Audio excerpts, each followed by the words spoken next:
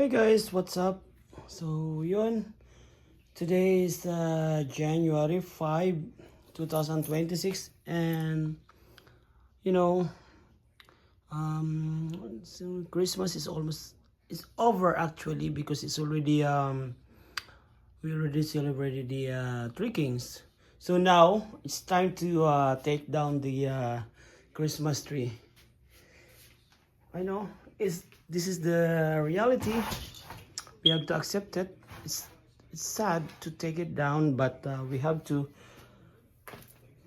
para yung sabi kasi nila pag hindi pa tinake down, so yun mag-encourage daw ng um, bad luck.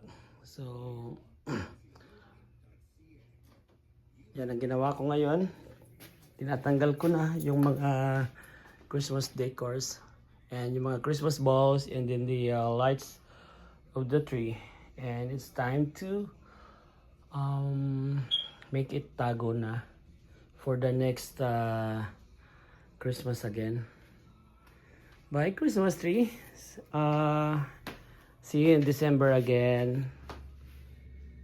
Yan guys.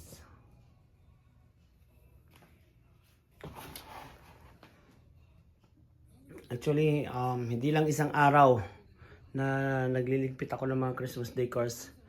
It took me like 3 days kasi ang dami naming nilagay ng mga Christmas decors. Ayan, oh, mayroon pa nga dito. Hindi ko pa natatanggal. And yun, yung mga ibang decorations. And then yung iba, nakalagay na sa box. How about you guys? Normally, kailan nyo nililigpit ang inyong mga Christmas tree? Ang inyong mga Christmas decors rather. So, comment down below.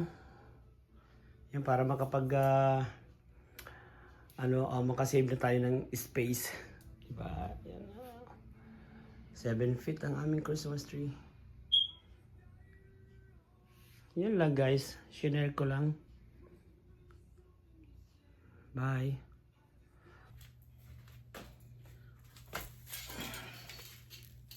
Ganito lang yan guys. Although parang nakakatamad mag-decoration and at the same time nakakatamad magligpit. Pero alam nyo guys, simula nung nagkaanak ako, so halos every year naglalagay na kami ng Christmas decors. And every year din, every time nakakakita ako ng mga bagong Christmas decors, nabili ako pa isa-isa. And sobrang addicted ako sa mga Santa Claus na figure. Kaya ang dami naming Santa Claus figure dito sa bahay. Sobra. Ganito lang guys ang akong ginagawa. Ayan o. Parang tinutupi, tama ba ako? Basta ginaganito, pino-fold ko ng ganito. Yan. Para madaling gamitin ulit sa sa susunod na Christmas season. Ganun ako guys, maingat ako sa mga gamit. Ito guys, yung mga lights namin. Sobrang tagal na nito sa amin, sa totoo lang. Ingat na ingat talaga ako sa aming mga Christmas decors.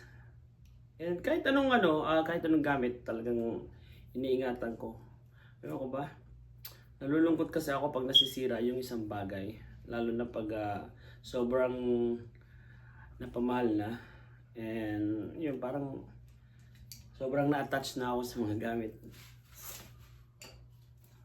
Ganon din ba kayo guys? Pag na-attach na sa isang bagay, parang pag nasisira, nalulungkot kayo. Kasi ganon ako eh. Kaya as much as possible, iniingatan ko talaga. And yun guys, halos every year talaga, napapansin ko pamahal yung mga yung mga bagay-bagay. Yung mga Christmas decors, pamahal talaga. Dati, nakabili ako guys ng Christmas decors. Mga $9 lang. Pero ngayon, grabe, almost $20 na.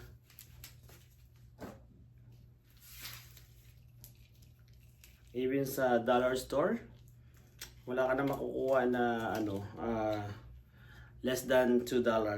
Halos patas na.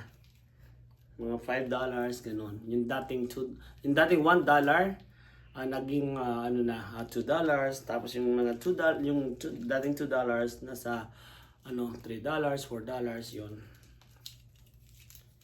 Kaya grabe talaga. Kailangan talaga natin ingatan yung mga bagay kasi kakapanghinayang kaya.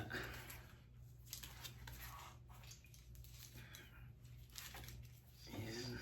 Kailangan nating iligpit ng ganito.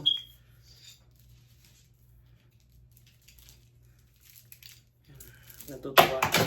Even yung anak ko natutuwa pag maraming saka iba talaga guys pag maraming decoration sa bahay, di ba? Lalo pag may bata. Yung alam mo yung Christmas spirit talagang feel talaga.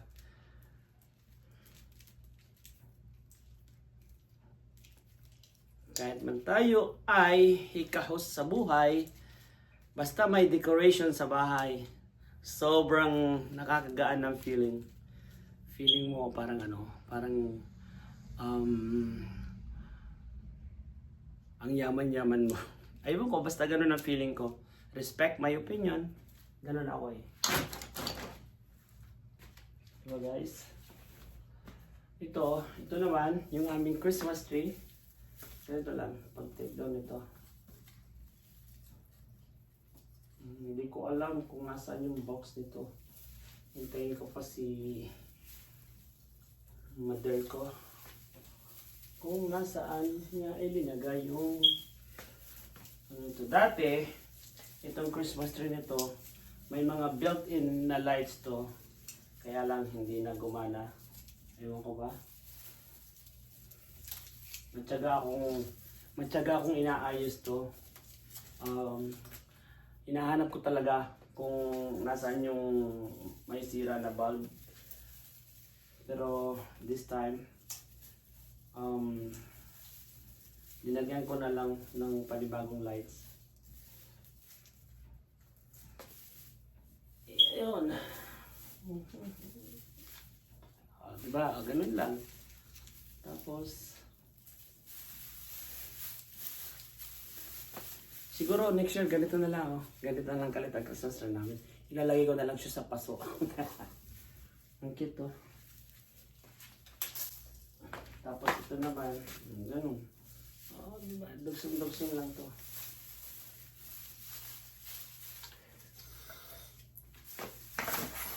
Yan.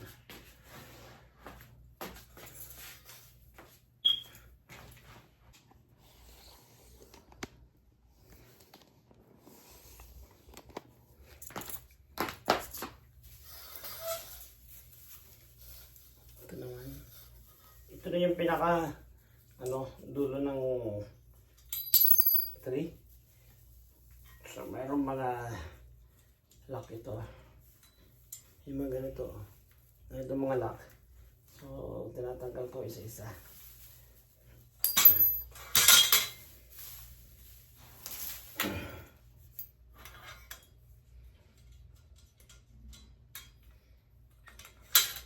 Yan. Ready for packing na to. So, yung mga ganitong lock, kailangan itago rin to. Linalagay ko to sa isang ziplock. Para sa susunod na na season, Christmas season, madaling hanapin.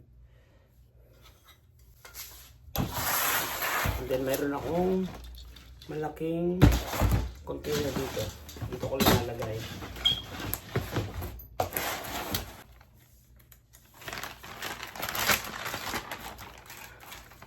So yung mga ganito, linalagay ko sa ziplock.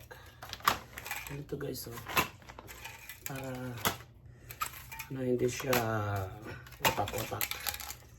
And para madaling mahanap din. Ayan.